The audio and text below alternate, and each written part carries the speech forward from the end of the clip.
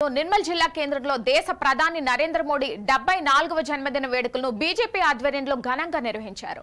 MLA camp కార్యాలయంలో రక్తదాన శిబిరం ఏర్పాటు చేశారు. ఈ సందర్భంగా బీజేఎల్పీ నేత ఏలేటి మహేశ్వరరెడ్డి రక్తదానం చేశారు. అనంతరం స్థానిక ప్రభుత్వ ప్రసూతి ఆసుపత్రిలో పండ్లు పంపిణీ చేశారు. దేశ ప్రజల జీవితాలను సంతోషంగా ఉంచేందుకు అవిశ్రాంతంగా కృషి చేస్తున్న ప్రధాని మోడీ మరిన్ని పుట్టినరోజులు జరుపుకోవాలని ఆకాంక్షించారు.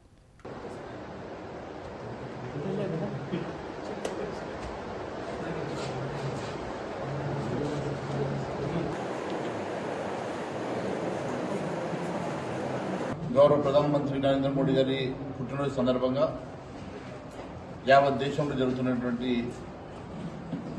సంబరాల్లో భాగంగా నిర్మల్ నియోజకవర్గంలో కూడా ఈరోజు బర్త్డే నరేంద్ర మోడీ గారి బర్త్డే సందర్భంగా రక్తదాన శిబిరాన్ని మొదలుపెట్టాం. మరి హాస్పిటల్స్లో పేషెంట్స్కి పండ్ల పంపిణీ కార్యక్రమం తీసుకోవడం జరిగింది.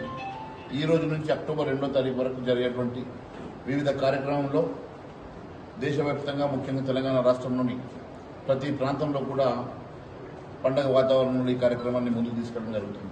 ప్రపంచంలోనే భారతదేశానికి గుర్తింపు తీసుకొచ్చి ప్రపంచంలోనే 5వ ఆర్థిక శక్తిగా భారతదేశాన్ని నడిపించినటువంటి ప్రధాని నరేంద్ర మోడీ గారు ఈరోజు ఆర్థిక శక్తి ఈరోజు పరిస్థితి చూస్తూ ఉంటే ప్రపంచంలో 3వ ఆర్థిక శక్తిగా అతి త్వరలో మనం చేరుకునే పరిస్థితికి భారతదేశం రావడం, ఈరోజు ప్రతి పేదవాడు నరేంద్ర మోడీ గారి నాయకత్వంలో మధ్యతరగతి కింద మధ్యతరగతి నుంచి మధ్యతరగతికి రావడం, గరీబీ హఠావో కార్యక్రమాన్ని పేదరిక నిర్మూలన కార్యక్రమాన్ని పెద్ద ఎత్తున నరేంద్ర మోడీ గారి నాయకత్వం తీసుకెళ్లడం జరుగుతూ ఉన్నది.